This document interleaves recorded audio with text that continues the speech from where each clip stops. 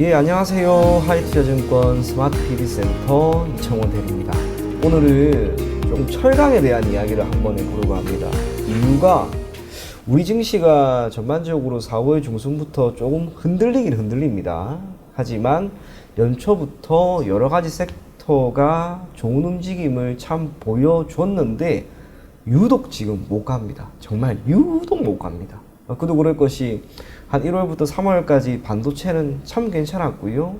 그리고 우리나라의 5대 주력 산업군의 하나인 또 자동차 2월의 밸류 프로그램에 대한 기대감 때문에 정말 좋았습니다. 그리고 조선 같은 경우에는 수주 잔고가 늘어난다라고 하는 이야기가 계속해서 나오면서 3월부터 좋았고요. 석유화학은 1분기 기준으로 말 그대로 어닝 서프라이즈였습니다. 4월과 5월 초에 괜찮은 흐름을 보였습니다. 남아있는 건 이제 딱 하나, 철강입니다. 철강. 철강이 이렇게 못 가다 보니 보유를 하고 계신 투자자분들, 해당 섹터에 있는 많은 기업들이 있지요. 그 종목들이 왜 이렇게 못 가지? 또 전망도 긍정적으로 나오는데 언제 가는 거야? 그런 고민이 참 많을 것 같습니다. 그래서 우리가 오늘은 철강에 대해서 조금만 한번 살펴보도록 하고요. 추후에 전망까지도 한번 이야기를 하는 그런 시간을 가져보도록 하겠습니다. 철강이라고 하는 것은 기본적으로 철강에 대한 수요, 이 수요에 대한 부진이 지금은 키워드인 것 같습니다. 철강에 대한 공급이 늘어난다고 하는 것은 다르게 표현하면 이에 대한 수요가 늘어나는 것을 의미하는데 지금은 그게 조금은 아쉽다라고 하는 평가가 꽤나 지배적입니다. 그런 면에서 각 지역별로 글로벌 철강 수요에 대한 전망을 한번 쭉 살펴봅니다. 여기 지금 여러 가지 국가가 있는데요. 포인트는 딱 하나입니다. 여기 아시아와 오세아니아. 그 아시아와 오세아니아 같은 경우에는 수요가 가장 큽니다. 사실상 뭐 미국이라든지 뭐 유럽에 있는 여러 국가들 다 포함한다 하더라도 아시아, 오세아니아 여기를 넘지를 못하죠. 그런 면에서 여기에도 도대체 어느 국가, 우리 모두가 다 압니다. 이 중국입니다. 중국.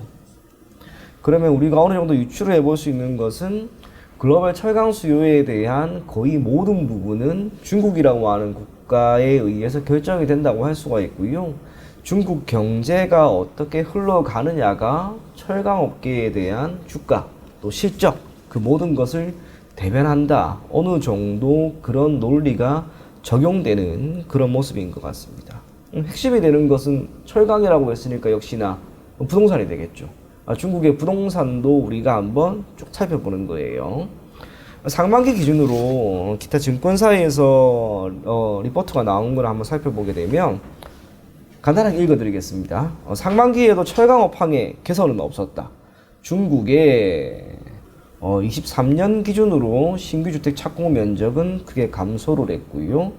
부동산향 철강 수요가 부진했다. 그런 이야기가 지금 많이 나오는 거죠. 24년 기준으로 본다 하더라도 이 부분이 크게 개선되고 있지는 않습니다. 넓게 보면 중국의 올해 1분기 기준으로 경제 성장률 5% 조금 상회합니다. 5.3%였는데요. 향후에는 이구 한신 정책에 따른 GDP 자체의 성장률이 대략 0.4%포인트 정도 올라갈 것이다 라고 하는 그런 전망이 나오고 있습니다. 덕분에 가전이나 철광석, 전방산업 이게 개선될 수는 있다라 할지라도 이게 단기간에 지금 개선될 만한 여건이 크지가 않습니다. 부동산 같은 경우에는 전체 중국 기준으로도 그렇고 철강에 대해서 차지하는 비중이 30%나 되는데요. 이게 지금은 쉽게 회복이 되는 국면에 있지 않기 때문에 아무래도 우리가 철강에 대한 수요 부진은 조금 더 이어지지 않을까 그렇게 고려를 할 필요가 있을 것 같습니다. 그런 면에서 현재 시점에서 중국 시장에서의 철금 및 구리 가격, 비철금속도 우리가 조금 알면 좋으니까요.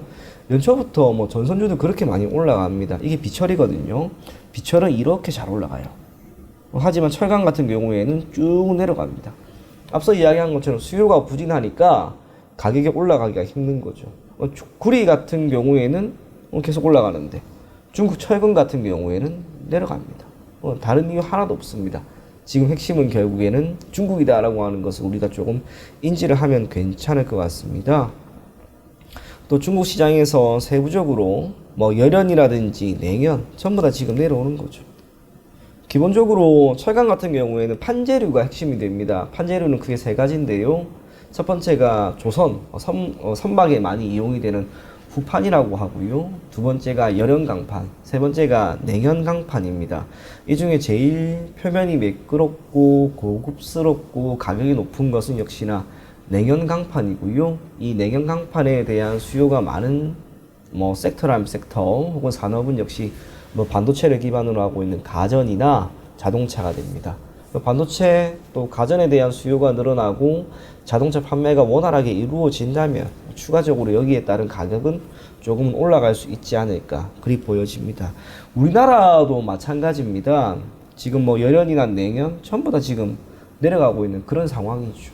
당연히 전반적인 수요가 부진하기 때문에 우리나라라고 해서 크게 다를 건 역시 없다라고 보여지고요. 우리나라도 크게 자동차 생산 지금 4월 정도부터는 현대나 기아의 판매량 자체가 조금은 답보 상태입니다. 그나마 조선이 조금은 괜찮은데 조선 같은 경우에도 수주가 이게 약간 사이클이 확실히 있습니다. 확실히 많이 늘어날 때가 있고 안 늘어날 때가 있는데 이것 또한 지금은 조금 답보 상태라는 거. 그 다음에 이제 건설인데요. 건설은 이때 이렇게 많이 올라갔는데 지금 부동산 경기가 전반적으로 좋지가 않죠. 결국 중국도 부동산 경기가 좋지 않고 우리나라 같은 경우에도 부동산 경기가 그리 좋지 않다 보니까 철강에 대한 수요가 당분간 그리 크게 늘어나기는 역시나 힘들 것이다. 그리 생각을 하고 있습니다. 그럼에도 불구하고 연초부터 여러 이야기가 참 많이 나왔는데 이 기본적으로 매입 원가에 해당하는 철강 가격이 소폭 인하된다라고 하는 것은 각 기업의 입장에서는 손익계산서 기준으로 매입 원가의 인하를 견인합니다. 실적이 매출액 기준으로 동일하게만 나온다면 사실상 판관비가 크게 변화가 없는 이상 영업이익은 개선될 만한 여지는 역시 있지 않을까라고 보여집니다.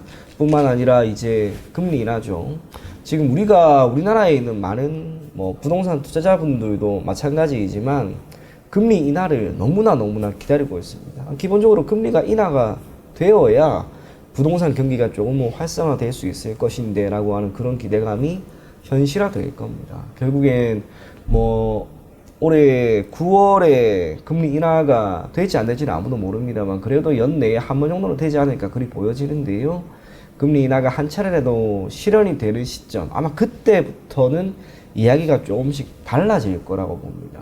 그게 의미하는 것은 철강 섹터가 당장 턴을 하기에는 조금 힘들다 하더라도 여전히 연말 정도의 금리 인하에 대한 기대감이 현실화되면서 철강에 대한 수요가 늘어나는 시점에 맞추어서 주가가 조금은 부양될 가능성은 있다라고 하는 것을 우리가 꼭 인지를 할 필요가 있을 것 같습니다.